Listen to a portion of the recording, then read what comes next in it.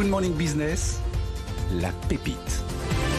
6h16 sur BFM Business et sur RMC Découverte. Et dans votre pépite, Annalisa Capellini, on parle aujourd'hui de patients atteints d'un cancer et de la manière dont on peut les aider au quotidien. Et oui, parce que quand on parle de maladie, en particulier de cancer, il y a évidemment toute la partie médicale, non strictement curative, qui est essentielle. Et puis, il y a toute la qualité de vie qui est autour, non, tout ce qui est nutrition, tout ce qui est psychologique, tout ce qui est gestion de la douleur.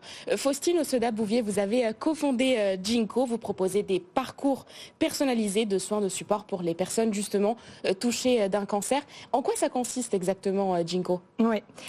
Alors l'objectif de Ginkgo, c'est d'améliorer la qualité de vie des patients. Ma meilleure amie a été touchée par un cancer il y a 2 ans et je me suis retrouvée du jour au lendemain parachutée dans cet univers. Alors c'est vrai que j'ai une sœur oncologue, je viens d'une famille de médecins, donc les grandes lignes, les traitements, tout ça je connaissais. En revanche, ce que je découvre à travers elle, c'est tout l'à côté de la maladie et tout l'impact que ça peut avoir sur sa vie. Le fait qu'elle ne dorme plus, qu'elle ait peur, qu'elle perde ses cheveux, qu'elle puisse plus faire l'amour, etc. Elle met des mots dessus et progressivement je découvre l'importance des soins de support. Donc comme vous l'avez très bien dit, il y a les soins curatifs d'un côté pour soigner, chimiothérapie, radiothérapie, etc. Et viennent avec ce qu'on appelle les soins de support qui existent eux pour atténuer la violence des traitements et faire en sorte que la qualité de vie ne se dégrade pas. La psychologie, l'activité physique, la sophrologie, etc. Il s'avère que ces soins de support, ils sont obligatoires depuis 1 an et demi. Seulement, c'est compliqué pour les établissements de les mettre en place de façon étendue, complète. Et donc, Ginkgo se saisit de ce sujet. On est un service d'accompagnement en soins de support qui prend le relais de l'hôpital, à la fois pendant les traitements et dans l'après-cancer. Alors, comment ça marche ? Oui, parce que vous dites c'est obligatoire, ça veut dire que c'est remboursé par la Sécu, c'est organisé comment ? En fait, les hôpitaux sont tenus d'orienter le patient vers des soins de support. Et les soins de support dans l'établissement sont gratuits, effectivement. En revanche, quand le patient rentre à la maison, que ce soit pendant ses traitements que dans l'après-cancer, bah là, en fait, ça s'arrête, dans la plupart des cas. L'État a mis en place une enveloppe expérimentale de 180 € pour la psychologie, la diététique et un bilan d'APA dans l'après-cancer, mais c'est tout. Et un bilan APA, c'est quoi ? D'activité physique adaptée, c'est du sport, le sport sur ordonnance, c'est équivalent. Et le sujet, c'est que c'est très light, 180 €, on ne fait pas grand-chose, et puis surtout, c'est très peu de soins. Donc vous, concrètement, vous proposez quoi ? Alors, exactement. Donc, nous, cet accompagnement, il vient en 2 grands volets. Le premier, c'est qu'il y a un accompagnement infirmier. Donc, le parcours commence par un entretien avec une infirmière qui va faire un bilan initial des besoins du patient et qui, à partir de ça, va lui personnaliser un parcours avec des praticiens qui sont soit autour de chez le patient, soit en visio. D'accord ? Et ces praticiens, on les a organisés en 7 catégories. Il y a la nutrition avec les diététiciennes, la psychologie, neuropsy, sophrologie, etc. Il y a l'activité physique avec le yoga notamment. La gestion de la douleur, comme vous le disiez, acupuncture, hypnose, etc. Le retour à l'emploi, la socio-esthétique, les cheveux, les sourcils qui tombent, etc. Et le dernier, c'est le retour à l'emploi. Elle construit ce parcours. Le patient, ensuite, il a un soin par semaine. L'infirmière garde le lien avec le médecin.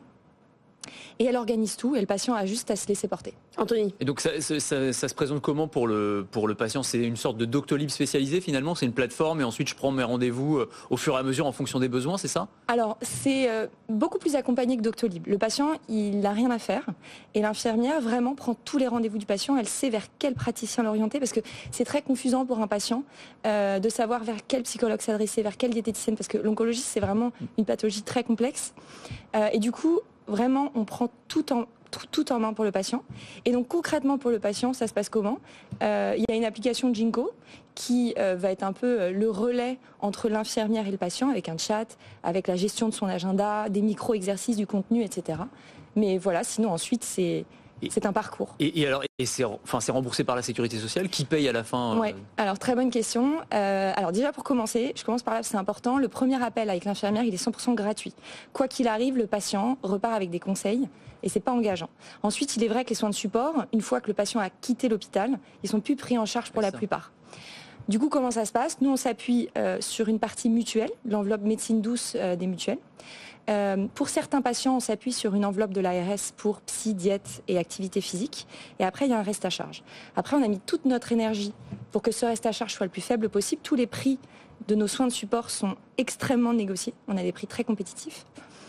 Et plus largement, donc ça c'est mon métier, c'est ma mission, l'idée c'est d'aller négocier avec des assureurs, des mutuelles, des labos pharmaceutiques, des entreprises pour que ces parcours soient pris en charge dans leur globalité. Parce que vous, c'est ça votre force, c'est le commercial, le marketing, la négociation. Donc vous avez bossé chez Too Good To Go, vous avez été dans le marketing, c'est ça votre force à vous? Je n'ai pas cette prétention. Mais...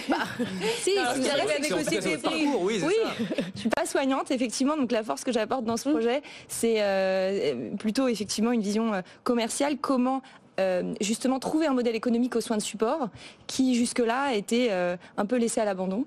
Et donc je ferai tout mon possible pour que les patients n'aient plus à payer ça. Alors pour l'instant, vous avez 5 employés, 20 000 euros. Vous avez de chiffre d'affaires, vous avez levé des fonds ou pas? Oui, mais c'est pas encore officiel. Ah, très bien. Vous reviendrez quand ça sera voilà, on en reparlera si vous voulez. Officiel. Merci beaucoup d'être venu nous voir ce matin, Faustine Osda-Bouvier, cofondatrice de Ginkgo.